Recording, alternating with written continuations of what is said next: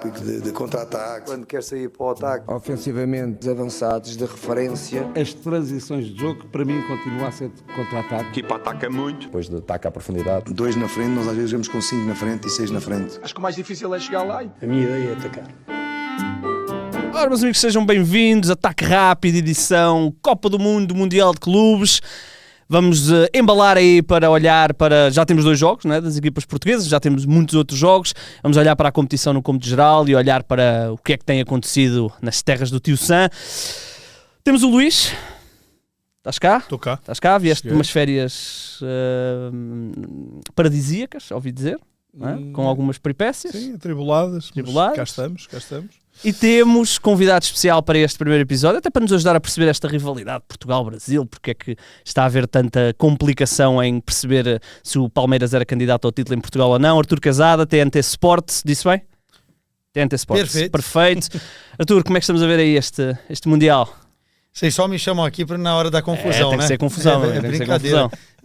Nas redes sociais fervendo, clamando por mais jogos entre brasileiros e portugueses, entre sul-americanos e portugueses, porque vimos bons jogos, 2 empates, que deixaram muitas dúvidas, né? A gente poderia aqui dar as mãos e falar, não tem competição entre sul-americanos e portugueses, vamos parar com essa briga, mas no final das contas, a briga não acaba nunca. Achas? Depois daquele Benfica Boca? E ainda bem, também isto tem que ter algum sal, não é?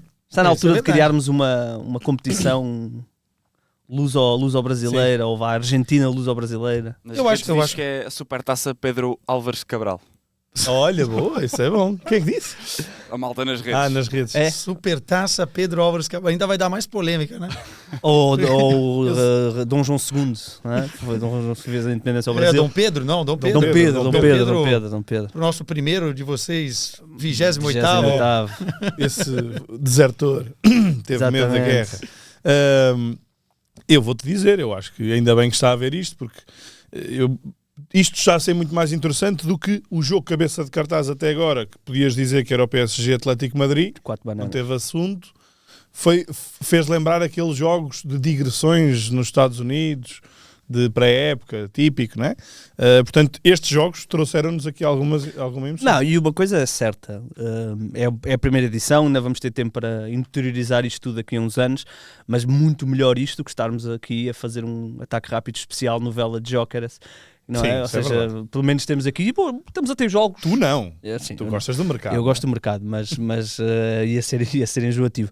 Mas estamos a ter bons jogos, estamos a ter uma competição relativamente interessante. É claro que os europeus estão com, pelo menos os grandes europeus estão a cumprir para já, o Chelsea, o Bayern Munique então nem se fala, o Paris Saint-Germain também, e certamente isto quando chegar à fase mais final vamos ter os principais europeus, vai ser quase uma Liga dos Campeões, mas eu estou a gostar, acho que está a ser entretida a competição.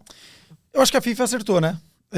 A FIFA queria criar uma Liga dos Campeões para ela, de clubes. Já tem o Mundial de Seleções, que é realmente o carro-chefe da entidade, mas queria criar uma Champions e utilizou esse Super Mundial para isso. Para convencer os europeus de que o Super Mundial era uma boa, teria que ter dinheiro envolvido. Claro.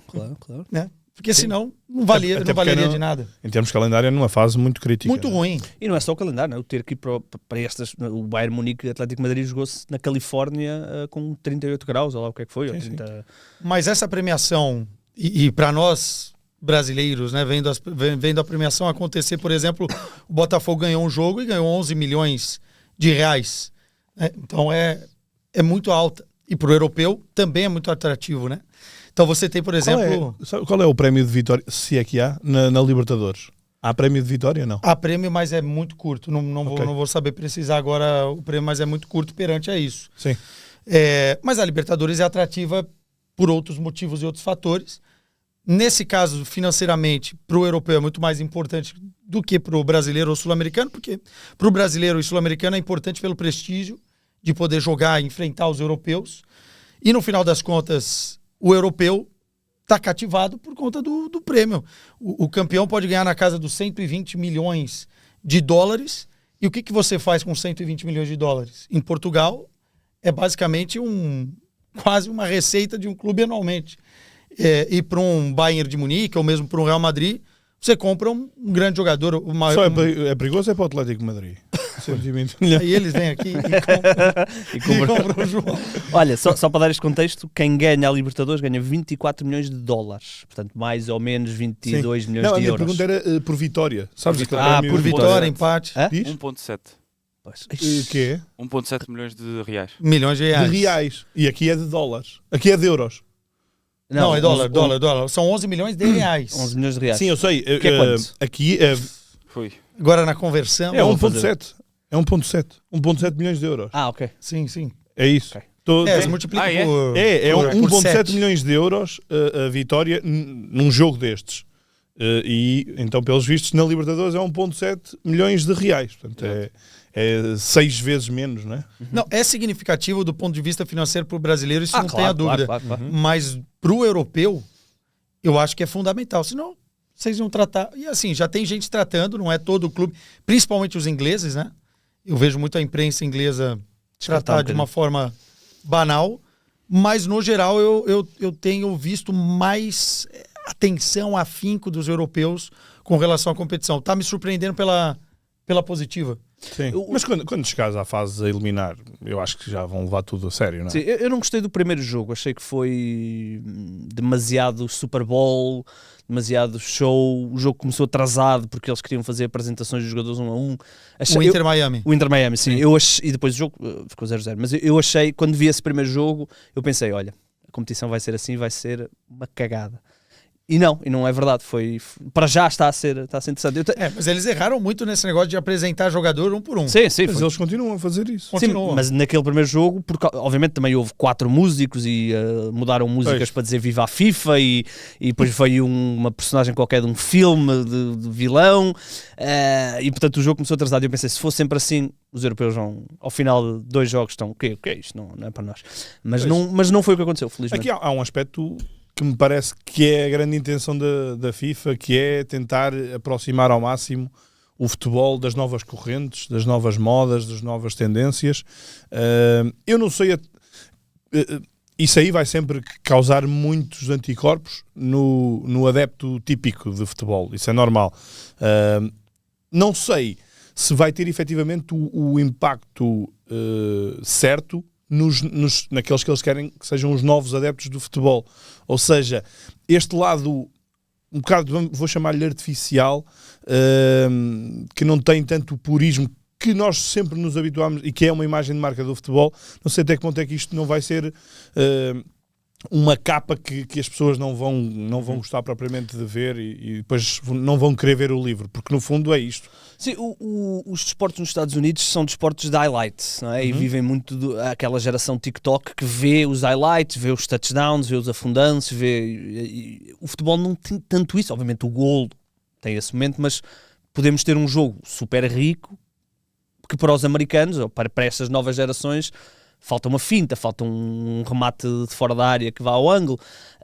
E, portanto, tentar trazer esse público também vem com isto, não é? Com este efeito todo, com o fogo de artifício. Portanto, vamos Mas eu acho que teve um azar da FIFA, desse primeiro Mundial, ser nos Estados Unidos. Também acho. Pois. Porque, basicamente, é um Mundial no lugar onde eles não gostam de futebol. O americano, em geral, não gosta. E a gente vê beleza num jogo de 1-0. O norte-americano. Deixa-me... Isto, se for, bastava ser no Brasil ou na Argentina, eu acho que era totalmente diferente. No O de México, 2030 deve ser. Era o que eu ia dizer, eu ia lançar é isso. Eu ia lançar isso, porque o próximo, E aí- teoricamente, pode ser aqui, não é? Aqui, a Espanha e Marrocos. é isso. É fazer essa transição para a Europa, acho que vai dar outra credibilidade à competição. Agora, eles também, no fundo, isto está a ser experimentado, não é? Está a ser experimentado. Eles estão a testar coisas, há ali uma série de implementações. Mas eu prefiro isso Câmara do que a Copa das Confederações.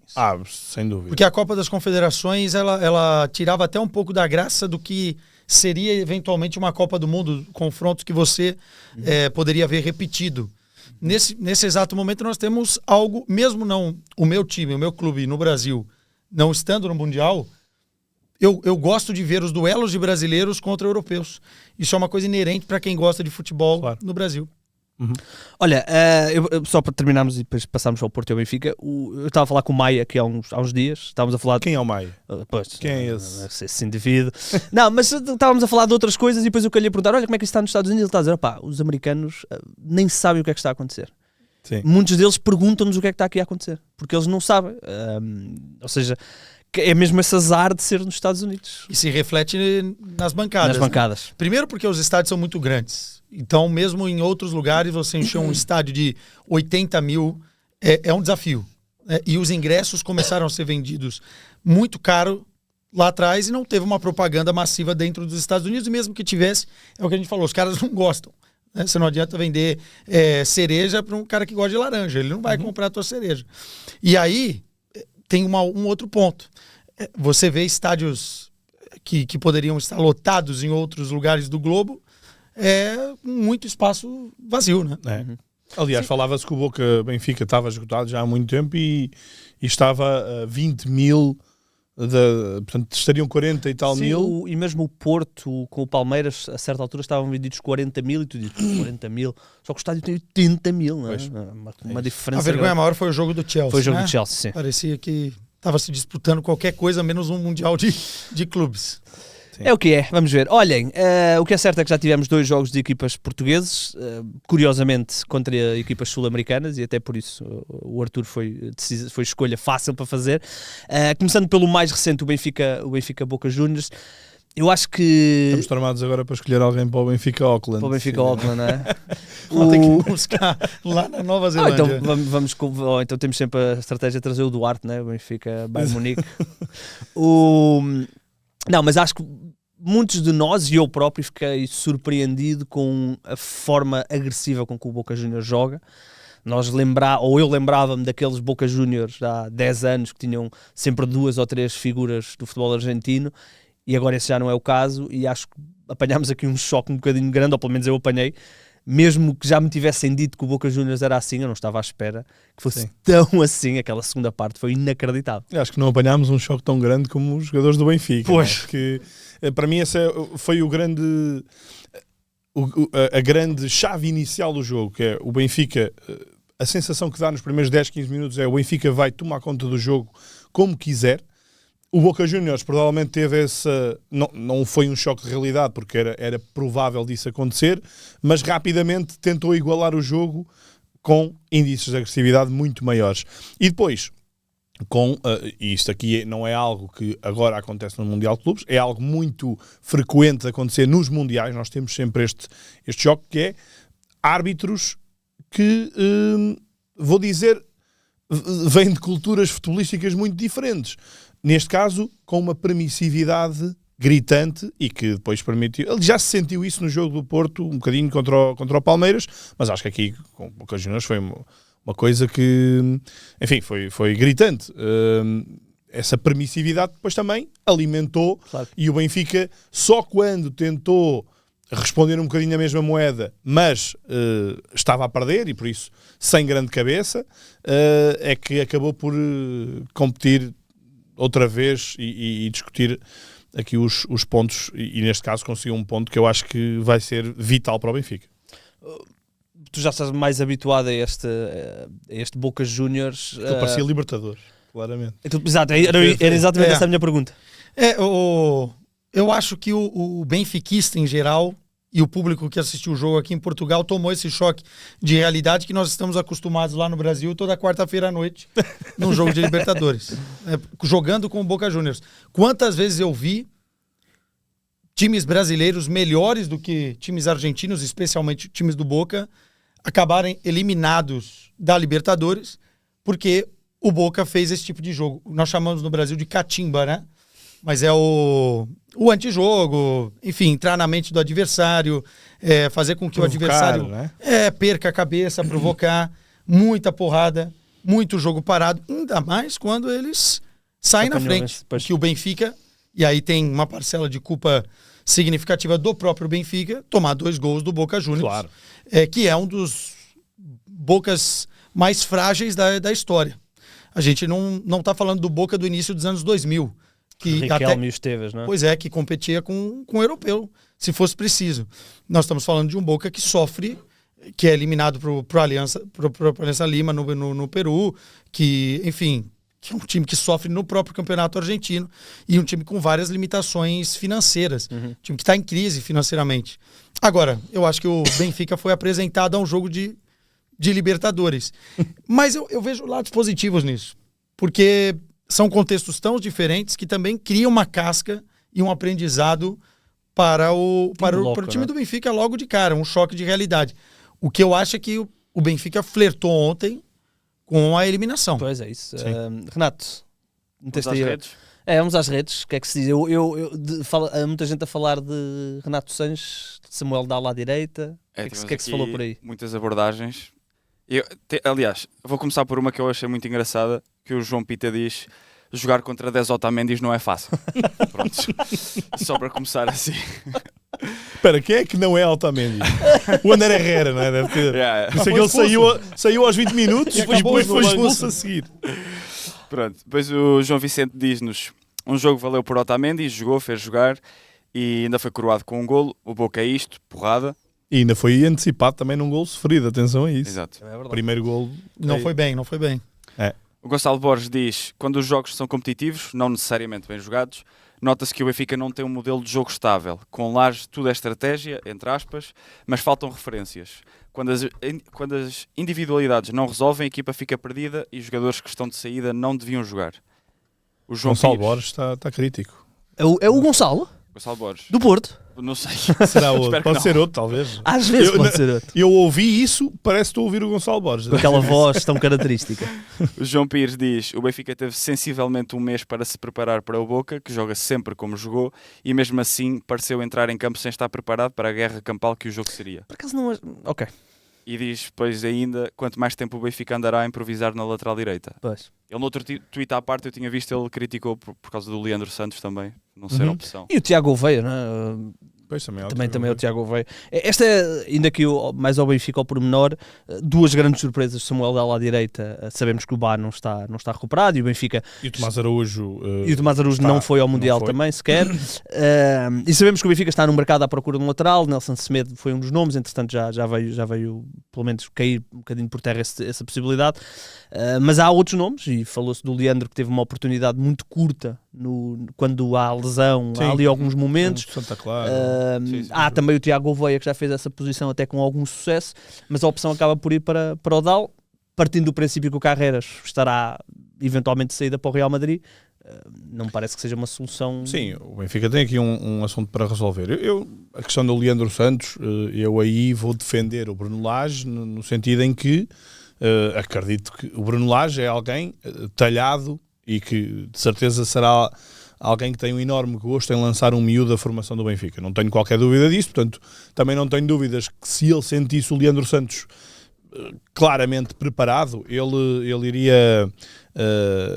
iria lançá-lo de caras sem problemas. Portanto, aí acho que isto significará que o Leandro Santos provavelmente não está ainda preparado. Viu-se um Benfica em que essa aposta do Dal terá também a ver com o lançamento do Di Maria, que não é surpresa, toda a gente andava a falar que ele ia jogar, mas que o facto de ter sido lançado o Dal fez com que o Di Maria pudesse ocupar espaços mais interiores, o Dal ocupar mais o corredor e o Benfica construir a partir de com 3 atrás. Isso aí acabou por não ter grande resultado numa fase inicial, e eu acho que o Benfica depois na segunda parte, já atalhando aí caminho, só para falar desta questão dos laterais, o Benfica ganha muito mais quando o Carreras consegue ter progressão ofensiva, e o Benfica criou vários lances ainda, ou já com 10, com o Carreras a ir pelo flanco, a cruzar. Não foi propriamente feliz na decisão, mas criou os desequilíbrios através da esquerda, onde, obviamente, está muito mais familiarizado do que o Dal à direita, apesar do Dal conhecer a posição, mas praticamente toda a época, ou a meia época que ele fez no Benfica, jogou do lado esquerdo. Sim, ou extremo, o lateral. Eu acho que o Bruno Lage deveria ter entrado com a força máxima do Benfica e ele optou por dar chances para outros jogadores. O Bruma, por exemplo, é um caso, e o próprio Renato Sanches. Eu acho que era jogo pro Coxo e pro Aktürkoğlu, que entraram, inclusive, muito bem e fizeram com que o Benfica melhorasse na partida. Esse lado do... Desculpa, eu não sei só. O Coxo, que foi a grande surpresa não ter jogado, ele entra com a perna quase toda ligada. Portanto, Pode eu não sei ser se uma tem... questão física. isso. Aí sim, se for uma questão física, porque o Lage não fala isso, né? Depois do jogo. Tenha Ele visto, não. Eu acho que ele mencionou isso na Flash. Foi? Eu tenho a ideia dele Não? ter falado Sim, qualquer sim, coisa sim. disso. Eu Que admito. estava mal fisicamente. Que ele até diz, como vocês viram, ele entrou com uma ligadura quase ok. do início Então, da perna. Pronto, até- então tá explicado. Agora, porque assim, era o jogo principal pro Benfica vencer. Então não Era era a final um jogo... do Benfica. O Benfica começava com uma final. Pois é, não era para fazer alguns testes, na minha visão, especialmente o Renato no meio, até pelo tanto que o Renato foi contestado durante toda a época. Sim, e o Renato é um jogador que, segundo os rumores, o Renato não vai ficar no plantel do Benfica. Há uma opção de compra que são 10 milhões de euros. Acho que seria uma loucura se o Benfica acionasse essa opção de compra. Não sei até que ponto é que é a opção.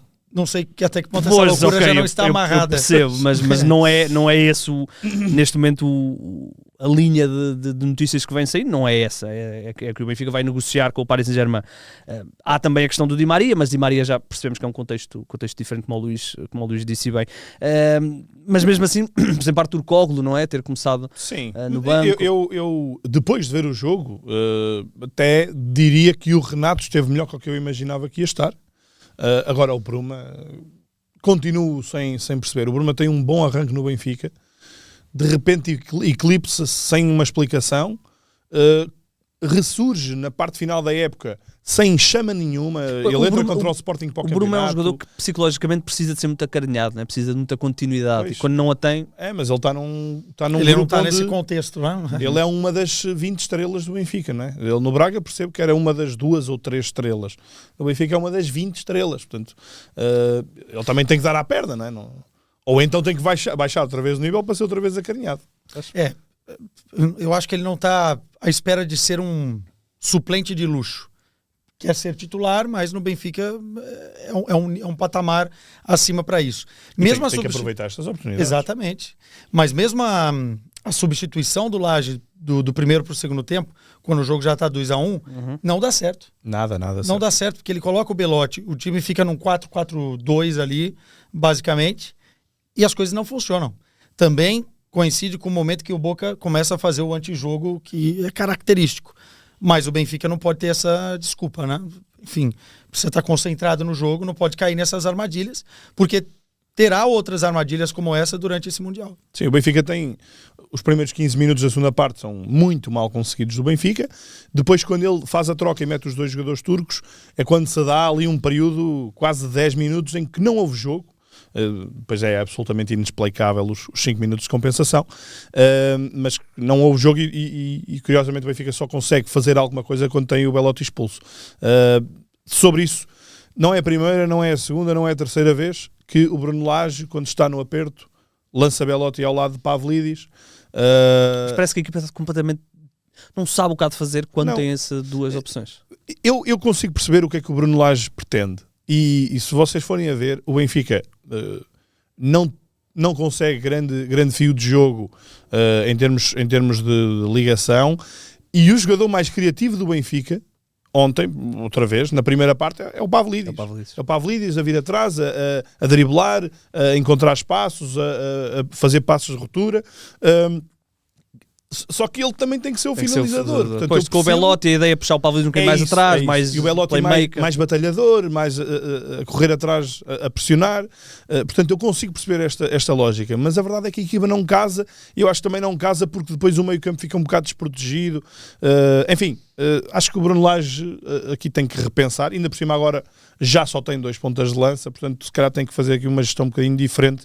Até porque tem muito jogador criativo. Que O próprio pode Belotti acrescentar. ainda não mostrou que veio, né? Não. Até agora, inclusive ontem a expulsão é de uma irresponsabilidade gigantesca. Gigantesco, sempre. Ele ao levantar o pé daquele jeito, Sim, ele desnecessário, corre o risco, completamente corre o risco. Esse é o problema. Tudo bem você querer colocar um jogador para dar essa liberdade um pouco maior para o Pavlidis, ou até mesmo, de repente, uma bola alçada na área, você ter dois pontas de lança mais ali. direto. Sim, Mas mas... o Benfica não colocou lá a bola. É não. isso, por isso é que eu estava a dizer que o Benfica parece que não sabe jogar assim. Não sabe jogar. Não sabe jogar direto. Parece um monstrengo, né? Vira outra coisa. Não, jogo muito direto, mas é o que é. Renato, tu já tinhas lido tudo, havia mais Sim, uma sim, coisa? sim, sim. Muito bem, o Benfica, isto olhando aqui às contas, estamos a falar desta final, portanto, partindo do princípio que as duas equipas vão ganhar a Oakland e vão ganhar com algum conforto, vão depois enfrentar o Bayern Munique. Nós estávamos aqui a debater que o Benfica pode ter alguma benesse de ir enfrentar o Bayern Munique, provavelmente já apurado, porque joga na última jornada e pode fazer alguma gestão. E eu debatia isso com, ok, mas o Boca vai jogar contra o Oakland já sabendo o resultado do Benfica. E é verdade que o Benfica tem argumentos que podem ferir muito mais este Oakland do Já que o Boca sabendo o resultado Juniors. do Benfica contra o Oakland. Contra o Oakland, sim. É verdade que o Benfica pode... Argumentos ofensivos que o Boca não tem para ferir, mas aquela equipa é tão fraca, é uma equipa semi-profissional, não é? Que eu não ficava chocado que contra o Boca, na última jornada, eles já estivessem tão fora da coisa que perdessem 6 ou 7, porque eles são mesmo muito fracos. Portanto, Eu não tenho, pode dar-se aqui o gol à Vraz, não é? Pode dar-se aqui a diferença. Eu não tenho de grandes golos. dúvidas que o Benfica também vai conseguir números desses. É isso, mas pode haver a diferença de um gol, não é? Há duas formas de ver a coisa. A primeira forma é o Benfica vai golear o Auckland, vamos imaginar 4, 5, 6-0, o que for, e o Bayern vai ganhar ao Boca. Portanto, o Bayern vai para a última jornada apurado e a precisar apenas de um empate contra o Benfica para passar em primeiro lugar. Esse empate também serve ao Benfica e, portanto, por muito que o Boca possa marcar golos na última jornada, esse empate serve às duas equipas. Não estou a dizer que vão entrar as duas para empatar, mas pode haver uma poupança do Bayern também já a pensar nos oitavos de final e por isso pode beneficiar o Benfica. Agora, eu acho que o Benfica não se pode dar ao luxo de, na segunda jornada, contra o Auckland, revolucionar a equipa e meter a miudagem toda e ganhar por pouco. Por um ou dois. E ganhar por um ou dois, Pois é, isso, porque não podes ir acreditar que vais empatar com o Bayern. É não é? isso. E depois aí entrega totalmente ao Boca. Eu acho que o Benfica tem muito mais capacidade para marcar golos ao Auckland do que o Boca. Claro. É? Portanto, o Benfica tem que conseguir o máximo de golos possível para depois estar a disputar o apuramento na última jornada sem estar preocupado com isto. Portanto, se o Benfica golear, se o Benfica for contra o Auckland, como o Bayern não foi faminto, se o Benfica for faminto, eu acho que o Benfica tem capacidade para chegar também aos 10. Quem sabe? E aí coloca o Boca numa situação muito complicada. Só que tem uma terceira via aí. Sempre há uma terceira via. Há uma terceira via, que é o Boca não perder com o Bayern. Não. Eu acho que isso é mais improvável. É quanto o Boca vai perder do Bayern. Também pode ser importante. Ok. Porque o Bayern, na teoria, no segundo jogo, ainda vai colocar toda, como dizem os espanhóis, toda a carne na grelha, né? Ainda vai ter ali um time titular, uma equipe titular, contra um Boca Juniors, que na teoria é mais frágil do que o Benfica. O Benfica jogou com o Bayern de Munique na fase de liga da Champions. Foi aquele jogo, inclusive, muito criticado pelos adeptos, porque, enfim, estacionou o autocarro, o Bruno Lage. Quis ganhar com uma derrota de 1-0, não é? Pois é, mas de repente essa derrota de 1-0 agora interessa. Claro. Porque se o Boca... E nessa altura também interessou. O Benfica ficou mais bem posicionado. Tudo bem, sim, mas aí o jogo, enfim, desagradou muito. Mas nesse caso, o saldo também da derrota com o Bayern de Munique pode fazer diferença. Pois pode, eu não tinha pensado nisso, porque é realmente isso. Se o Bayern dá 2 ou 3 ao Boca, o Boca depois tem de os compensar. Vamos ver. Porto jogou na madrugada de domingo para segunda, exatamente. Aí tivemos sim a taça Pedro Alves Cabral, não é? E ficou ali a meio, não é? Ficou ali meio perdida.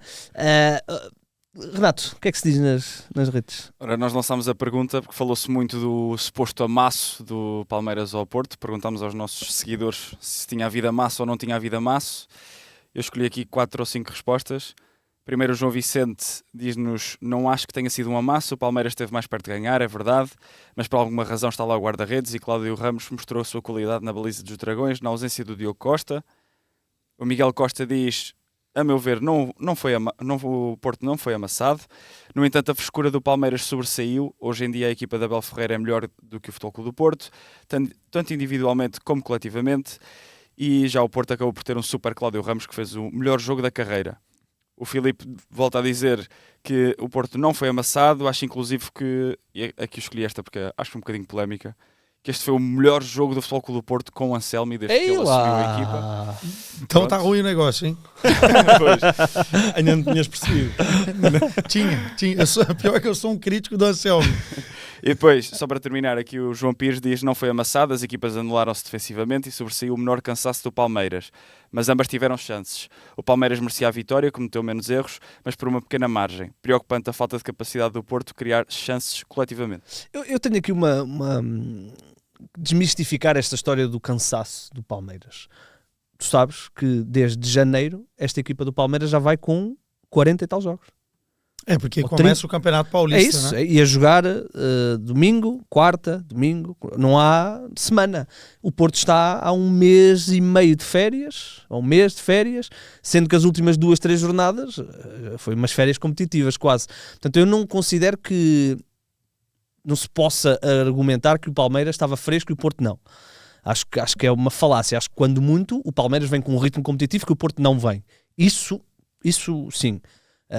Descansaço não, porque o Palmeiras já jogou tanto em 2025 como o Porto. É que tanto tempo parado cria também problemas físicos, né? Assim, é difícil você É o ritmo, né? retomar.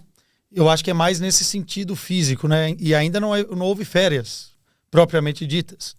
Teve ali um período, mas as férias maiores do O Porto jogador... parou uma semana. Uma semana? Uma semana e meia, assim.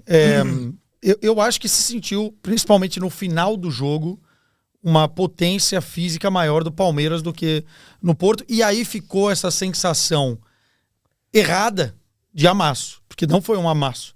O amasso de 0-0 é brincadeira. Ainda mais se você pega as estatísticas do jogo. Sim. Não foi um domínio absurdo. Tanto que no primeiro tempo o Porto tem ali 20, 30 minutos melhores e cria também as suas oportunidades. Não foi um Porto melhor que o Palmeiras. Pelo contrário, o Palmeiras foi melhor que o Porto. Mas também amasso eu acho um exagero. E acho que a parte física, principalmente nessa questão de competitividade que você disse, influenciou. Pois, porque o Palmeiras ajuda, o Campeonato Brasileiro só parou na outra semana, não Sim. foi? Palmeiras vinha de jogos e vai continuar depois do Mundial Tinha parado antes por causa Das seleções, não é? das seleções. Sim, mas Sim. Ah, muitos ok, destes pois é. jogadores foram às seleções. Sim. Sim. E depois do Mundial teremos já mata-mata na Copa do Brasil. Enfim, o Palmeiras já pega o Corinthians. Então, continua. Eu acho que os europeus agora estão bebendo um pouco provando um pouco do veneno do que é o Intercontinental, o Mundial de Clubes com formato antigo, porque os times brasileiros chegavam no final da época. E o europeu no meio da época. E agora não. Agora fica no meio da época dos clubes brasileiros. Não acho que foi a questão determinante também. Também não achei. Acho que o Palmeiras... Vamos falar o que é verdade aqui. O Palmeiras hoje, pelo projeto, e isso se vê no Brasil também, o Palmeiras dentro do estado de São Paulo é o clube mais organizado, é o clube mais equilibrado financeiramente, muito, de longe, perto de Corinthians, São Paulo e Santos. E hoje o Palmeiras tem condições financeiras melhores que o Futebol Clube do Porto. Primeiro porque não tem a dívida que o Porto tem, não tem que ficar correndo atrás dela temporada após temporada, época após época. E segundo que tem uma capacidade financeira que o Porto não tem. O Porto paga 15 milhões de euros no Gabri Veiga com muito esforço. Já é um valor difícil para o Porto pagar hoje. E no final das contas, o Palmeiras tem capacidade agora de contratar o Vitor Roque do Barcelona por 25 milhões de euros, o Paulinho, ex-Bayer Leverkusen, por 18 milhões de euros, o Facundo por 12 milhões de euros e alguns outros jogadores 8, 9 milhões de euros. Estamos falando da mesma época.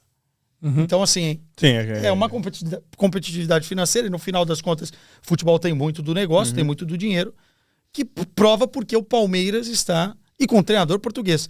Porque o Palmeiras está nesse 5 anos já, nível. né? 5 ou 6 anos de treinador português. Nós estamos falando de um Porto que realmente vem num período de transição de cima para baixo, desde o seu treinador, mas também da cúpula de administração e direção, que coloca, assim, o nível de competitividade maior para o lado do Palmeiras. Eu não entendi quem achou que o Porto iria atropelar o Palmeiras. Pelo menos aqui em Portugal ninguém achou. Acho que Ninguém, ninguém né? achou. Ninguém Acho que no achou. Brasil eu vi algumas coisas assim, o Porto vai... Porque é aquela história do europeu, não é? Há um bocadinho aquela ideia do europeu. Sério? Não, eu falava ali com o Belletini, fizemos um tema do dia especial sobre o jogo, e ele dizia isso, que há um bocadinho aquela ideia no Brasil de que, pá, europeu, mas que quem vê o Porto jogar, e quem vê o Palmeiras jogar, percebe que o Porto até poderia ganhar, e até poderia ter ganho, e não sei o quê, mas nunca seria um atropelo, como não foi, não é? Como não foi. Eu acho que a grande pergunta aqui que temos que fazer, Luís, é esta.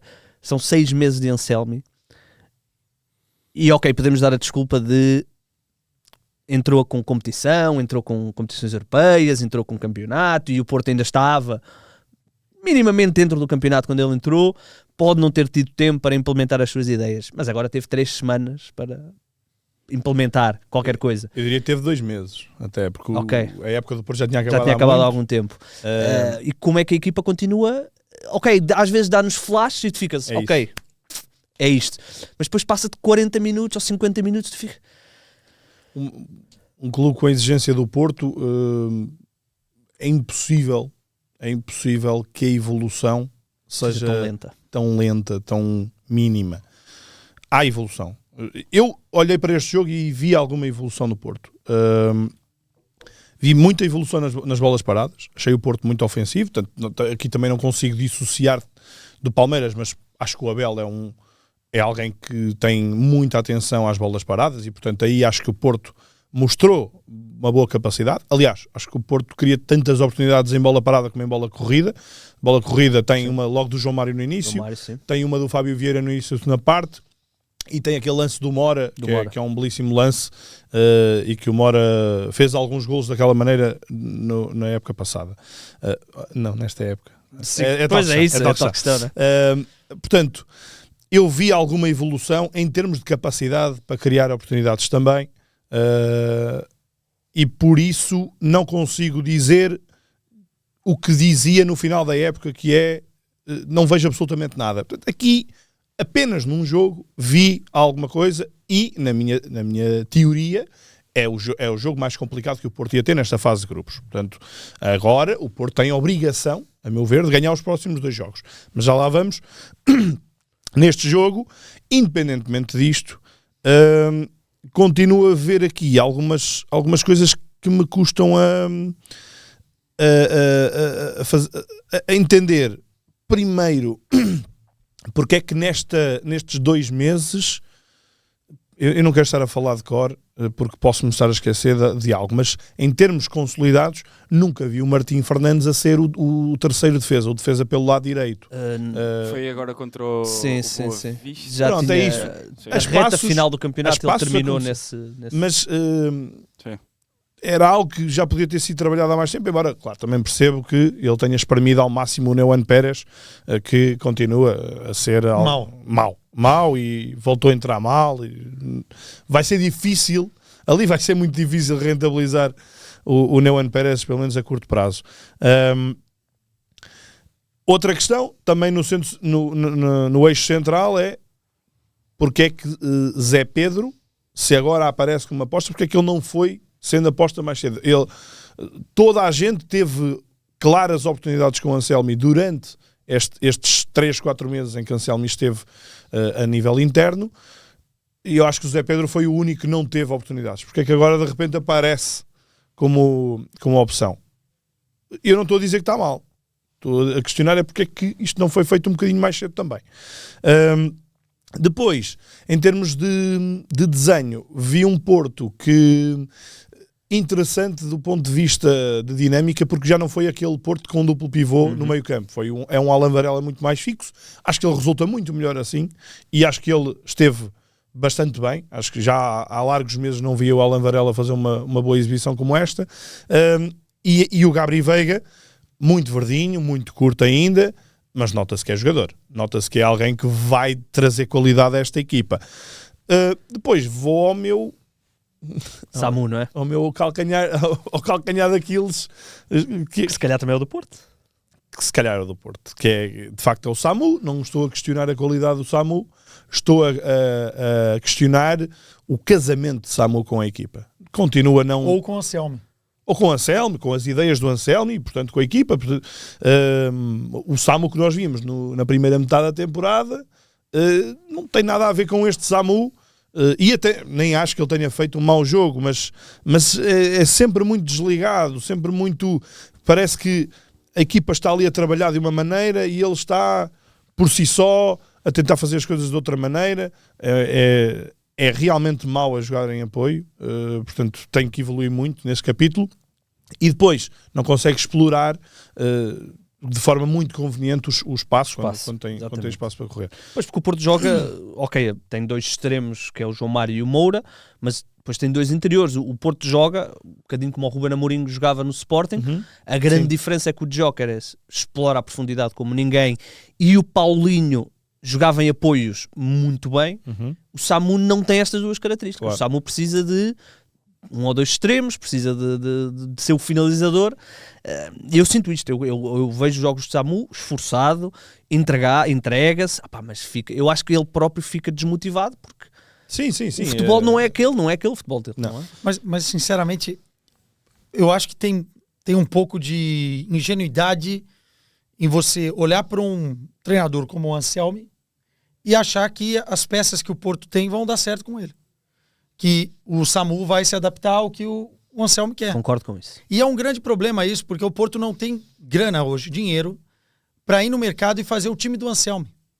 Primeiro que o Anselmi, na minha avaliação, e aí eu sou um pouco mais crítico com ele, porque eu acho que ele chegou em um lugar em que muitos outros treinadores fizeram muito mais dentro do futebol sul-americano em outros lugares para estar. Chegar no Porto e... Enfim, um clube de muita tradição, muita história no futebol europeu, sem ter vencido tanta coisa no futebol sul-americano. Acho que foi muito mais uma aposta do que propriamente uma certeza. Mas até aí tudo bem, vamos dar tempo para trabalhar. O problema é que o Anselmo ele tem muito da sua ideia pouco adaptativa. Exatamente. Ele não se adapta ao que ele tem nas mãos. Ele quer continuar a fazer. É um trabalho muito autoral. Ele quer continuar a fazer o que ele imagina certo e não se adapta. Um pouquinho que o Ancelotti, comparativamente com o Guardiola, por exemplo. O Ancelotti ele se adapta ao que ele tem nas mãos. O Guardiola ele quer implementar o que ele não tem. E fica difícil. Quando você tem um Porto que não tem a capacidade financeira para trazer os jogadores que o Anselmi precisa. Implementares no City é uma coisa. Podes ir buscar os jogadores que queres. No Porto não. Com todo o respeito pelo Porto e pelos jogadores, o Porto entra no Mundial contra o Palmeiras, no jogo mais difícil. O trio defensivo é Marcano, Zé Pedro e Martim Fernandes. Não é? Está aí um grande problema. Não é? Tu olhas para este trio e dizes assim, ok, Martim Fernandes tem 20 anos, ou lá que idade que ele tem, terá a sua carreira certamente. O Marcano fala-se que pode terminar a carreira a seguir ao Mundial. O Zé Pedro não jogou durante meio ano. Mas há aí um aspecto importante. Também não podemos dizer que Anselmi não teve hipótese nenhuma de ter qualquer tipo de jogador. Não, Anselmi vai buscar 2 jogadores, que eu tenho a certeza que ele teve mão nisto, não é? Porque se o Vilas Boas lhe deu o volante para a mão... Tomás Peras, não é? O Tomás Peras, que eu não entendo. Não entendo. Eu posso ter visto... Eu não vi os minutos todos. Mas ele não acrescenta, não dá fibra nenhuma à equipa. Quer dizer, ele entra... acho que é para substituir o Alan Varela, já esgotado, mas a fazer um belíssimo jogo. Eu só penso, para que aquilo não meteu? Estava lá melhor o Alan Varela. Portanto, não conseguiu dar tranquilidade à equipa, fazer compensações, não conseguiu segurar a bola e libertar a equipa daquela teia que estava a ser montada ali nos últimos 20 minutos de jogo. Portanto, Tomás Peras não acrescenta nada ao fim de meio ano. Tomás Peras tem 160 minutos a contar com estes 8. Sim, é isso. Mas, Anselmi, tens aqui 5 milhões mais, ajuda-me, quanto é que custou o William Gomes? 8. Ui, boa. Aí, 8, 10. O Tomás Peras custou 3, o William Gomes custou... Foi 5 com bónus. Qualquer coisa assim do género. Eu digo já. Tens aqui este dinheiro, vai buscar jogadores. Não podes ir buscar 2 jogadores que talvez daqui a um meio ano, daqui a um ano vão resultar. Não, para isso prefiro só ir buscar um jogador, mas que me acrescente. E tens de ser o mais seletivo possível, obviamente. Mas estas 2 cartadas que o Anselmi tem são cartadas totalmente ao lado. Gabriel Veiga já é de outra casta, parece-me, mas também é preciso que lhe criem aqui as condições. Por exemplo, o Fábio Vieira, que é alguém de outra casta, também precisa aqui de um oleamento da equipa que ainda não tem e que ele também próprio não está a conseguir dar. 9 milhões. 9 milhões, é isso? Mas direto? William Gomes. Sim. Estamos Por a falar 80% do passe. Estamos a falar de 12 milhões de euros em 2 jogadores. Que não estão a jogar. Para já não. jogam. O William Gomes nem sequer entrou. Mas não sei esse é se o está- grande o Estava no paradoxo banco. de Estava no você continuar com o Anselmo. Porque você... Tinhas que lhe dar uma equipa nova. É claro, não, mas você vai colocando aos pouquinhos as cartas na mão, ele vai pedindo os jogadores, e daqui a pouco, se o Porto entender que ele não é a pessoa certa para continuar no projeto, você tem todos os jogadores que ele pediu, o Porto gastou o dinheiro, Claro. e vai trazer uma eu outra aqui até, eu aqui característica. até nem vou tanto com a ideia, ou seja, não consigo culpar tanto o Anselmi, porque como vocês disseram e bem, o Anselmi tem uma ideia, ele quando é contratado, certamente que André Vilas-Boas lhe diz, vais implementar a tua ideia, e ele não teve as armas para implementar essa ideia, não é? Podemos aqui discutir se o Samu é o jogador certo, só que se tu não tiveres Samu, ou ele mudava a sua ideia para apostar em explorar ao máximo o Samu, como fazia o Vítor Bruno, ou então quem era a outra opção que ele tinha ali, não é? Mas vamos lá ver uma coisa. Quando tu aceitas um projeto, tu tens de saber que projeto, para onde é que tu vais. Não é? Se és treinador, fazem-te uma proposta para um clube europeu, tu não vais a pensar, olha, se correr bem, correu, se não correr, não correu. Tu tens que estudar bem. Sim, mas não para onde é que tu vais. mas estás no clube, qual era o clube dele? Cruz Azul. Cruz Azul. Vais rejeitar o Porto, mesmo sabendo que o encaixe pode não ser perfeito.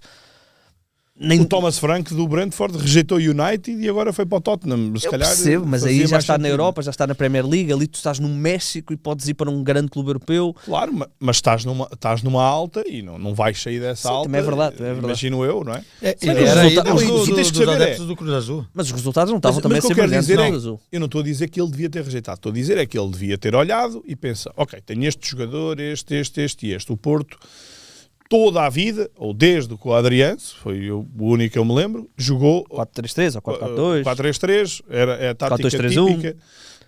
Com o Sérgio Conceição houve várias vezes 4-4-2, mas o 4-3-3 de Josualdo Ferreira sempre foi a matriz para estes últimos anos. E portanto, tu tens de saber para onde é que vais. E tens que saber que, ok, tu vais implementar as tuas ideias, tu vais tentar... Agora, se tu não tens... se não tens carne para meter no grelhador, se o grelhador só leva peixe, tu tens que saber que vais cozinhar peixe. Tens que saber como é que eu vou cozinhar peixe. Mas não eu acho vais... que o problema maior não é o Anselmo. Foi quem foi buscar o Anselmo. É das duas partes. É das duas Porque partes. você já sabia o plantel que tinha. Eu creio que o Vilas-Boas sabia o estilo do Anselmo e ele vai buscar um treinador que não tem a ver com o seu plantel, sem a capacidade financeira de montar um time para o seu treinador. Então aí é um erro de ambas as partes, mas eu acho pior para quem foi buscar. Eu acho que os novos presidentes passam um bocadinho por esta fase. O Frederico Varandas apostou No Kaiser, não foi? no Kaiser, no Silas, portanto, apostou nesse tipo de treinadores e só acertou quando acertou no Amorim. Eu acho que o Vilas-Boas tentou fazer a mesma receita, não é? Mas realmente o plantel do Porto estava preparado para um estilo de 4-2-3-1, 4-3-3 e de repente vê-se a jogar de uma forma onde precisa que o Samu seja um 9,5 e ele não é um 9,5, ele é um 9, ponto final. E eu até vou dizer, uma das melhores evoluções que eu vi neste jogo, a seguir às bolas paradas, foi esta. O Porto saiu sempre apoiado. Acho que, ok, eu não sou grande fã disso, portanto acho que as equipas devem procurar ser mais mistas, mas neste Porto, com o Samu a não ter capacidade para jogar de costas e não haver outro jogador que possa segurar a bola no meio campo, percebo que Anselmi também insista nisso. O Porto algumas vezes foi surpreendido e quase corria mal, mas às vezes conseguiu sair, voltou-se a ver um problema que se viu durante estes meses de Anselmi em Portugal, que é a equipa sai, queima a primeira linha de pressão, deixa 3 jogadores para trás, vai, mas aí, alto, para ali, e o adversário já está outra vez organizado. Portanto, o Porto desperdiça esta possibilidade de ataque rápido, claro. Desperdiça esta oportunidade constantemente. Há uma das vezes que eu não quero falhar, mas eu tenho a ideia que a primeira oportunidade do João Mário é numa boa saída e numa aceleração. Mas o Porto não faz isso. O Porto tem que fazer mais vezes isso e não consegue, e não faz, não sei porquê. Falta-lhe alguma verticalidade, é verdade. Ora, o Porto está naturalmente no mercado, acho que é o clube que chega a este Mundial, comparando com o Benfica, mais em dúvida do que... O Benfica tem naturalmente que resolver a questão do defesa direito, mas sabe que o Bá há de regressar um dia, tem que resolver a questão do defesa esquerdo, porque provavelmente o Carreras vai para o Real Madrid, há a questão do Di Maria, mas a base da equipa está tranquilo, vamos ver o que é que acontece, mas o plantel é mais ou menos aquele. No Futebol Clube do Porto, se calhar este 11 que entrou aqui em campo, se perguntarmos aos portistas se eles querem este 11 a entrar na primeira jornada do campeonato, eu diria que pelo menos 4 destes jogadores não são. A começar pela defesa, obviamente o Diogo Costa, a começar se calhar por um jogador mais extremo, digamos assim. Portanto, o Porto está aqui numa confusão de mercado e mundial e ideias do treinador e vamos ver o que é que isto vai dar a nível de... O nosso repórter que está lá no Mundial, que cobre o Palmeiras, o Rodrigo Fragoso, fez um... Como é que você chama aqui? A gente fala Vox Pop. povo. Vox Pop. E ele perguntou para os adeptos portistas que estavam lá se trocariam o Abel Ferreira pelo Martim Anselmi. Já tô. E o Abel Ferreira ganhou de lavada. É óbvio que é um recorte muito pequeno de quem estava lá, enfim, cada um tem sua opinião. Mas eu fico sempre com essa impressão. Eu creio que o adepto do Porto quer dar um voto de confiança ao Anselmi, mas no fundo sabe que o Anselmi não tem o ADN do clube. E fica sempre essa dúvida. Será que ele vai conseguir... Nunca vai ter. Nunca vai ter. Nunca vai ter. Mas será que ele vai conseguir transpassar isso? Será que ele vai conseguir passar por cima daquilo que está tão enraizado nos últimos anos? Essa é a grande dúvida. Precisava de ganhar. Ele não vai mudar o ADN do Porto também. Não Também não acredito acredito nisso. nisso. Eu acho que a questão do Anselmo até está muito ligada o dar o voto de confiança, também tem muito a ver com o dar o voto de confiança a Vilas Boas. Eu acho que é uma aposta tão pessoal, porque tu apostares no Ruben Amorim, ok, o Amorim pelo menos as pessoas conheciam, não é? Estava a fazer um bom trabalho no Braga. Tu foste buscar um treinador, eu tinha ouvido falar dele uma vez. No Independente Del Valle. Talvez. Provavelmente. Porque venceu a Exatamente, Sul-Americana. venceu a Sul-Americana. Eu falei, no Brasil, Eu ouvi falar nessa altura. no Brasil, o Anselmo foi especulado em alguns clubes. Em algum momento, porque o futebol brasileiro, dentro do contexto da América do Sul, é mais forte, tem mais dinheiro e vai buscar esse tipo de treinador muitas vezes, né? Não é à toa que nós temos aí treinadores estrangeiros dentro da Liga Brasileira de uma forma nunca antes vista. Agora, mesmo no Brasil, quando se falou em Martim Anselmi no Porto, as pessoas ficaram surpresas. Pô, mas o que esse cara ganhou para chegar lá?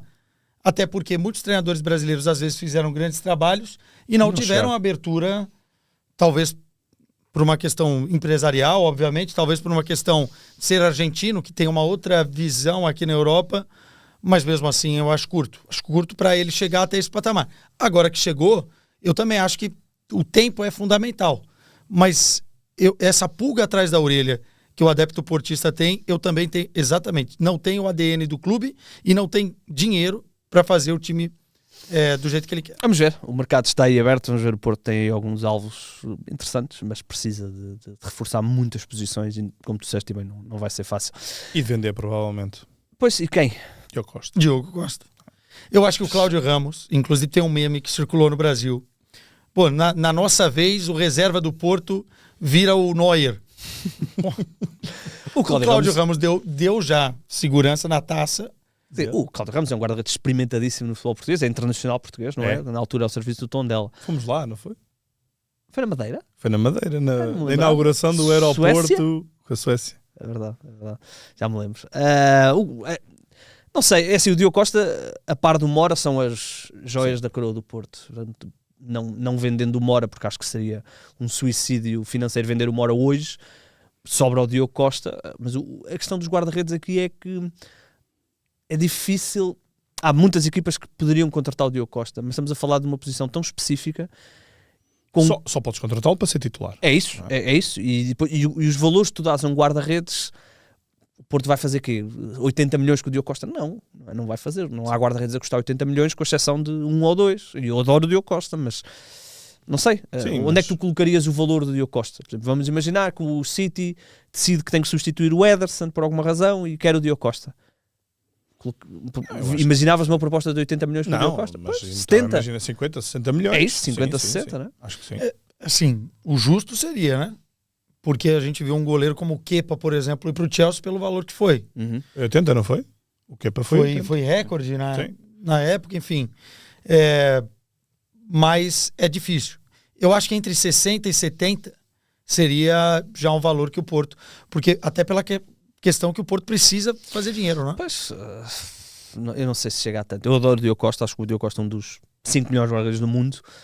Pá, mas a posição de guarda-redes é uma posição tão estranha no mercado, porque tu tanto pagas 80 pelo Kepa, como depois vais buscar o Liverpool foi buscar o guarda-redes do Valência, ajuda-me, o Marcelo, pagou 20 milhões. E é um guarda-redes que quando o Alisson mas sair... é um suplente, né? Sim, mas quando o Alisson sair será ele, e pagaste 20 milhões. Não é? O Diogo Costa é melhor que ele, mas é 3 vezes melhor que ele para custar 60 milhões. É uma posição muito difícil no mercado. E a questão é que não tens... Epá, por amor de Deus, não vendam o Rodrigo Mora, né? Ele tem tudo para mostrar, só se for num formato como o Kenda, né? Em que vendes, mas ele fica cá mais um ano. Mas eu não acho que nunca é a mesma coisa. E mesmo assim, não psicologicamente, nunca é a mesma coisa. E não é só isso, o Rodrigo Mora tem tudo para fazer uma época boa e valorizar muito mais. Não é? A questão é que o Porto vem em Mundial também. Para injetar. Esse é o ponto. Mundial. Portugal for bem. O Diogo Costa garantidamente precisa do Mundial para se mostrar, até porque mais um ano sem Champions. O Rodrigo Mora tem um ano... Mas acho que o Diogo já se mostrou suficiente. Eu também acho que eu sim. Também acho. Já chega, ou seja, eu não estou a ver que ele daqui a um ano vá valer muito mais que o que vale agora. Isso, não é? Isso. Quer dizer, se Portugal for campeão do mundo e ele defender e Portugal não sofrer nenhum gol... Eu acho que ele agora não vale mais do que valia há um ano. Agora vale menos. Sim, ou vale o mesmo. A Liga das Nações ajudou. A Liga das Nações ajudou, mas o campeonato português não ajudou. Sim, é verdade. E atenção, não acho que ele tenha sido culpado de nada, acho que foi arrastado com a equipa, mas hoje terá que valer um bocadinho menos do que vale no ano passado. Vamos ver. Temos mais algum assunto? Não temos desenterrado, era o Bataglia, mas ele mostrou-se. O Rojo jogou, já não me lembro. Acho que não. O Rojo. Lá está. Tá. Tá. E a tristeza, o poético que era se o Cavani tivesse jogado contra o Benfica e tivesse marcado depois de um verão. Ficou no banco. Que verão de novela de Cavani. Eu tenho a impressão que o Benfica, que o Cavani hoje está jogou no Benfica. Tanto que eu ouvi falar disso. Viste certeza ele com imagem, com fotos de Exatamente. Eu fico a impressão que ele chegou a jogar. No imaginário, no lúdico. Nós temos alguns cá em Portugal. O Robinho também jogou no Benfica. O Veneguro ao Vesselink jogou no Porto. Lembras-te daquele verão do Veneguro ao Vesselink? Aquele holandês. Aquilo era épico porque as capas eram aquele nome, aquilo preenchia o jornal. Sporting com o do ano passado, o grego do Panathinaikos. O Ioannidis. Não, no Brasil nós temos umas clássicas dessas também. O Drogba no Corinthians. Mas vocês é... O Drogba no Corinthians. Não, mas já velhinho, né? Isso é apontado. Claro. O Anelka no Atlético Mineiro. Temos algum... Mas conseguiram o Seedorf? Pois é. E agora o Memphis. O Memphis. Mas ele está para sair, não está? Salvou-vos, é? O Memphis. Não sei. Financeiramente não sei se está compensado. Tudo o que ouço do Memphis é fora do campo e faz-me perder a vontade de ver o Memphis jogar. Mas o Memphis, assim, o problema é que o Memphis ganha muito mais do que ele deveria, pelo que ele entrega, mas ele tem feito bons jogos. Claro, eu vi umas imagens do Arthur Cabral. Vocês também são lixados, quer dizer, nós aqui um adepto uma vez fez uma piada e nós, ok, pronto, picanha e tal. Ele chegou ao Brasil e disseram contrataram um avançado para o Mundial que esteve os últimos 2 anos na casa da avó. E eu demorei a perceber o que é que queria dizer na casa da avó e depois olhei para a foto e percebi o que é que queria dizer na casa da avó. Eu vi essa foto também. Enfim, eu acho que o Arthur Cabral tinha um potencial enorme de dar certo em Portugal. Eu me surpreendi que isso não aconteceu. Só que o Vitória não o foi buscar. Não? O Marítimo está na segunda. Não, é verdade. Só que aí você olha pro que foi e como o Benfica conseguiu vender depois pro Botafogo agora. O Benfica tem essa mística. Foi bem. O Benfica contrata e vende e parece que o jogador marcou 70 gols. Não, e quase conseguiu antes. Teve uma negociação com o Corinthians. Quase conseguiu vender por 15 milhões de... Então, assim... Aqui foi parabéns ao Benfica. 12 mais 3. Que conseguiu fazer. Olha, é verdade. Vamos embora. Deixa-me só para terminar contar uma história muito engraçada, porque já não vi o Quezada há algum tempo. E o Quezada não sabe disto, mas o Quezada tem um papel decisivo na minha vida. que Apresentou-te a tua namorada. não, decisivo, mas é no negativo. Tu lembras-te há uns anos que tu participaste num programa do Duarte, uma coisa à noite, assim, uma Sim. coisa, pronto. Tu contaste lá uma história de um cartão, que depois tiveram que andar à procura numa rua do cartão. Se calhar nem te lembras da história. Sim, Pronto. sim, sim, do... Eu tenho uma tia que ouviu essa história e cada vez que eu estou com ela me fala disso. Estamos a falar há 5 anos já. Pô, mas ficou na cabeça dela. Ficou na cabeça e ela diz-me sempre: ei, o teu colega brasileiro que perdeu o cartão. E eu assim: Não, foi o... Agora vais contar a história. Foi na Inglaterra, né? Foi na Inglaterra. Exatamente. Eu já ouvi essa história tanta vez. Foi, essa história é muito boa. Nós tínhamos, na verdade não era um cartão, era antigamente nós usávamos para fazer a transmissão ao vivo o tal do Teradek. E o O Teradek. Teradek, porque hoje é a Live U, uma mochilinha, tudo mais. O Teradek parecia uma árvore de Natal, Tinha as penzinhas com as enfiadas. pens Na penduradas CMTV e também cada era um assim. tinha um chip, né? Um mobile sim, SIM sim. de telefone. E era de várias redes, que era para tentares a melhor rede. Exatamente, eram 6. E na época, eu tava começando, era esporte interativo, não era nem TNT. E me mandaram ir para casa de um colega, inclusive mora aqui em Portugal, Felipe Rocha. Grande abraço para ele, faz narrações aí para o Manchester City, enfim, mora em Aveiro. E me mandaram ir na casa dele lá em Londres buscar esses chips, porque eu ia fazer uma transmissão de Tottenham e Borussia Dortmund na Liga Europa, ainda no White Hart Lane. Ei. Que loucura. Eu sei que gastaram uma grana de táxi para ir do aeroporto até a casa dele, porque ele morava na periferia ali de Londres. Só que ele não ia estar em casa. Então ele falou assim, ó, quando você chegar, eu vou deixar numa arvrinha que eu tenho na frente de casa, falou assim, uma arvrinha que eu tenho na frente de casa, um papel enrolado com os chips lá dentro do telefone. E aí você nem precisa tocar, pega, vai na árvore, pega, a casa Vai dar. é essa. Então vai na árvore, pega e dá tudo certo. Falei, tá bom. E aí eu cheguei na rua, cara, Inglaterra, todas as casas eram iguais, todas tinham uma árvore na frente. A mesma árvore. Aquelas casinhas de tijolo.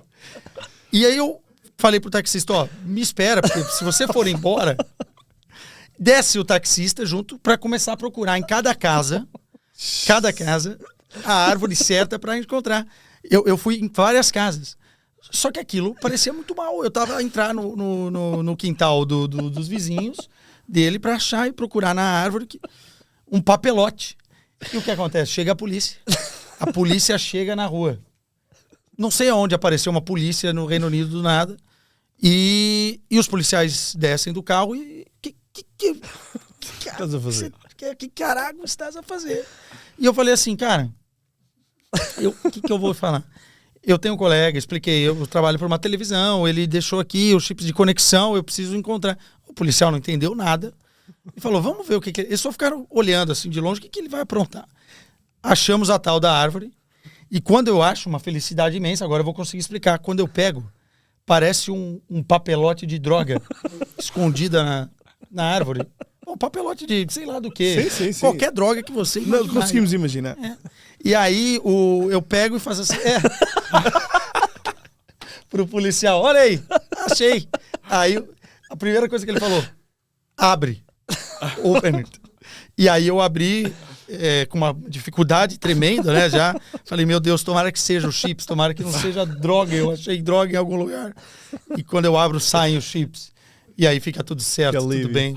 E eu suando frio, desesperado, mas deu certo. E a tua avó? Minha tia ouviu essa história, que ela gostava muito de ver esse programa do Duarte e está-me sempre a falar disso. Pois é, mas foi uma história marcante para ela, pro Felipe Rocha, que deixou isso, porque eu sempre falo dessa história com ele. E para ti. E para mim.